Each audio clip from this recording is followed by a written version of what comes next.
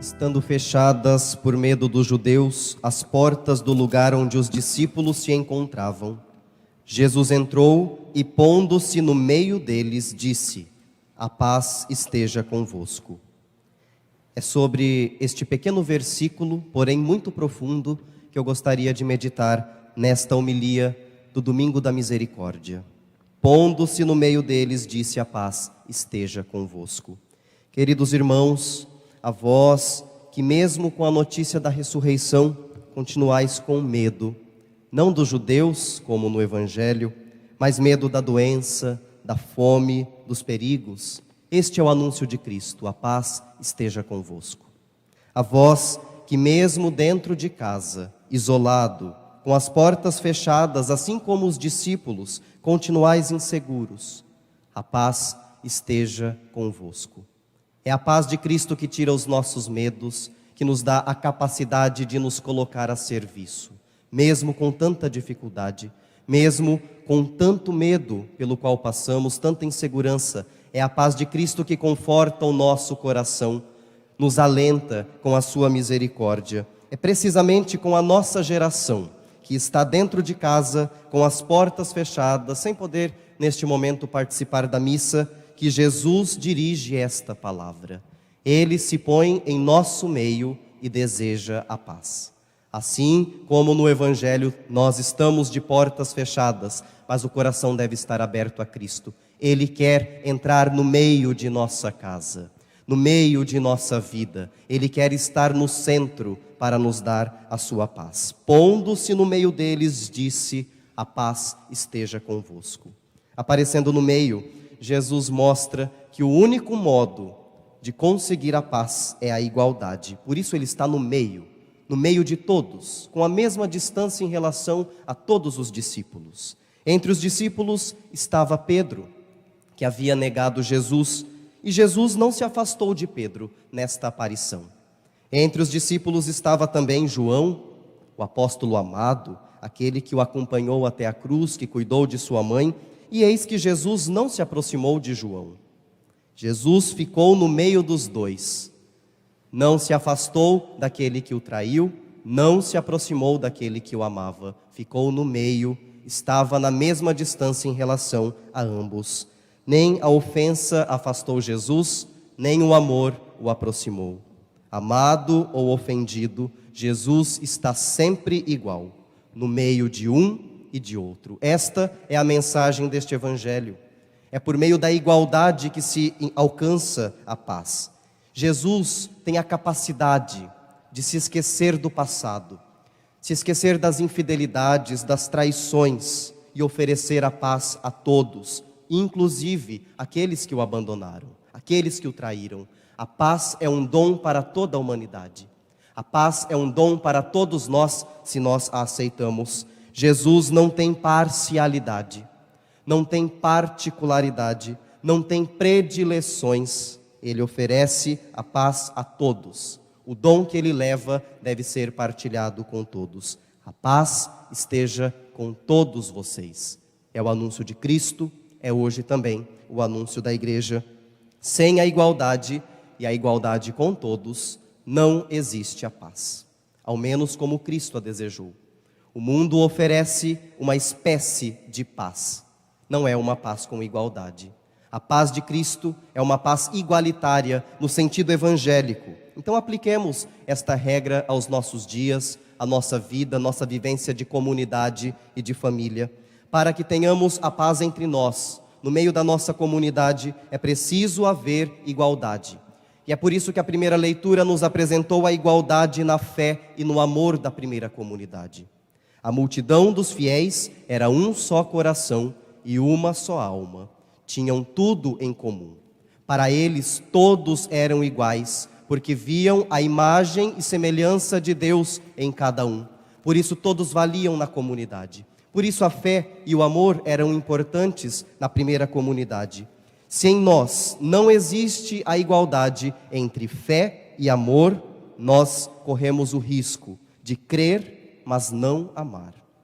Professar uma fé, mas não vivê-la. Não alcançaremos a paz deste modo entre nós. Se entre nós não existe a igualdade entre justiça e misericórdia, ou faremos justiça sem misericórdia, isso se chama vingança, ou nós faremos misericórdia sem justiça, isso se chama acobertamento do mal, acobertamento do pecado. Neste domingo da misericórdia, nós vemos que é preciso aprender de Deus o modo como Ele nos ama, o modo como Ele nos oferece a sua misericórdia. Nele existe igualdade entre todas as coisas. A sua justiça já é misericórdia. Não existe diferença entre uma coisa e outra para Deus. É uma misericórdia que nos livra do mal, misericórdia que abomina o pecado, misericórdia que acolhe o pecador arrependido, acolhe aquele que vive na dúvida da fé, como fez com Tomé no Evangelho de hoje. Infelizmente, nós olhamos ao nosso redor, ligamos a TV, abrimos o jornal e constatamos: não existe paz no mundo. Ainda nos perguntamos o porquê. Por que não existe paz no mundo? A resposta é tão simples e clara. Não há paz porque não há igualdade entre as pessoas, porque não há igualdade na sociedade, porque não há igualdade entre as nossas relações comunitárias, até mesmo dentro da igreja. Não há igualdade no respeito à vida humana. Uns parecem que valem mais do que os outros. Nós não vemos a igualdade nos direitos, não vemos a igualdade no acesso às oportunidades, não vemos a igualdade nas várias instâncias, nas dimensões diversas da vida humana. Não existe igualdade na multiplicidade das necessidades do ser humano. Elas não são respeitadas. Às vezes nós olhamos para o nosso mundo e percebemos que o ser humano possui tantas necessidades, não apenas no corpo, também na alma. E quando homem e mulher não são valorizados igualmente no seu corpo e na sua alma, não pode haver a paz. As necessidades da alma são tão importantes quanto as do corpo, e às vezes a nossa sociedade se esquece disso. A religião não é tratada como as muitas outras áreas da vida humana. Parece que o homem não precisa de fé, que o homem não precisa de religião. Parece que o homem não precisa mais adorar a Deus. Não existe igualdade entre a religião e a política, porque vivemos dois pesos e duas medidas. Religião é tratada de uma forma, a política é tratada de outra.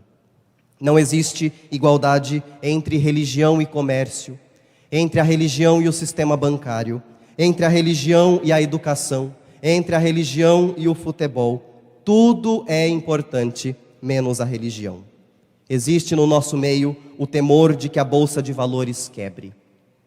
Existe o temor de que o desemprego assole o país, de que a produção caia, de que os times de futebol sejam prejudicados, entrem em falência. Existe o temor de que as pessoas discordem da política X ou Y, deste ou daquele partido, deste ou daquele governo. Existe temor de tudo. Nossa sociedade é uma sociedade que tem medo, menos de Deus. Somente de Deus não existe temor em nossa sociedade. Não existe o temor de que as pessoas percam a esperança, percam a transcendência, percam o olhar para o céu. Não existe o temor de que as pessoas entrem em desespero sem o sentido da transcendência. Não existe o temor de que as pessoas se acostumem a novas modalidades da religião e percam o vínculo comunitário, percam aquilo que nos sustenta há 2000 anos. Não existe o temor de que a fé aos poucos vá se apoeirando no meio de tantas outras essencialidades. Mas dirão para nós que vivemos em uma sociedade plural que respeita a todos, existe espaço para todo mundo? Será? Será que existe hoje espaço para a fé, para a religião? Mas dirão que a nossa sociedade é do diálogo.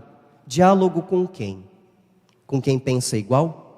Isso é fácil, isso não é diálogo. Dirão que a nossa sociedade é uma sociedade aberta, aberta para uma parte e fechada para outra, aberta para algumas necessidades do corpo, fechadas para as necessidades da alma. Que igualdade é esta que o mundo prega? Que paz existe no mundo em que nós vivemos? Só existe paz onde existe igualdade, e justamente aqui está o problema. No Evangelho, Cristo aparece no meio e deseja a paz. E isto não é por acaso. Todas as coisas no mundo precisam de um centro. O grupo dos apóstolos precisava de um centro. A igreja precisa de um centro. O mundo, a sociedade, o ser humano precisa de um centro. Tire o centro e todo o resto vai falir. Todo o resto vai desmoronar. O centro está no meio de todas as partes e não se inclina a nenhuma delas. Por isso Jesus não se aproxima somente de alguns discípulos, mas ele está no meio da comunidade. Aristóteles, na antiguidade, já dizia que a virtude está no meio, está no centro. A virtude não se inclina para nenhum excesso. A virtude não se inclina para nenhuma carência. A virtude não está nos extremos, mas no meio. E podemos dizer que a verdadeira paz precisa também achar um meio. Qual é o centro de nossa sociedade? Disso depende a ordem do universo. Até mesmo os planetas precisam de um centro para orbitarem. Disso depende a vida no mundo. Disso depende o equilíbrio das nossas relações. Nós precisamos da centralidade de algo, de uma pessoa, de um valor. Cristo apareceu no meio e restabeleceu a ordem no coração dos discípulos, dando fé, dando esperança e dando paz. Então façamos a experiência de tirar Cristo daquela cena do Evangelho. O equilíbrio entre os discípulos desaparecerá. Tiremos Cristo do nosso centro, do centro da vida humana. O equilíbrio entre nós desaparecerá. A paz desaparecerá. A Sagrada Escritura nos diz que Deus se assentou e estabeleceu o mundo a partir dele. Deus se colocou no meio e a partir dele todas as coisas foram sendo criadas. Ou seja, todas as coisas precisam de Deus. Todas as coisas possuem uma dependência de seu centro, possuem uma saudade de Deus. E nós, seres iluminados do século 21, seres inteligentes, senhores da razão, tiramos Deus e nos assentamos no lugar dele. E ainda nos perguntamos por que não existe a paz no mundo? Será que não sabemos a resposta? A terra não pode ter mais que um centro. O coração do ser humano não pode ter mais de um centro. Vós não podeis servir a dois senhores, o que tem sido essencial em nossa vida. Onde Deus reina, onde Deus está no centro, o homem vive em paz. Onde chega o reino de Cristo, o homem encontra a verdadeira paz. Porque Cristo se põe no meio e nos trata como iguais. Cristo não tem predileções. Cristo não tem partidos, Cristo não tem lados. Cristo é Deus, está no centro e chama todos à conversão. Aqueles que o traíram, aqueles que o amaram. Para Jesus, todos nós temos lugar. Ele não tem um amor exclusivista com os fiéis. Ele não tem uma ira destruidora para com os incrédulos. Jesus se aproxima de todos. Dá uma chance para João, que o acompanhou com amor na cruz. Dá uma chance igualmente a Tomé, que desconfiou de sua palavra, que desconfiou de sua ressurreição. Cristo nos trata a todos como iguais. E por que nós, em nossa sociedade, tratamos Cristo como diferente? Cristo nos trata a todos como iguais.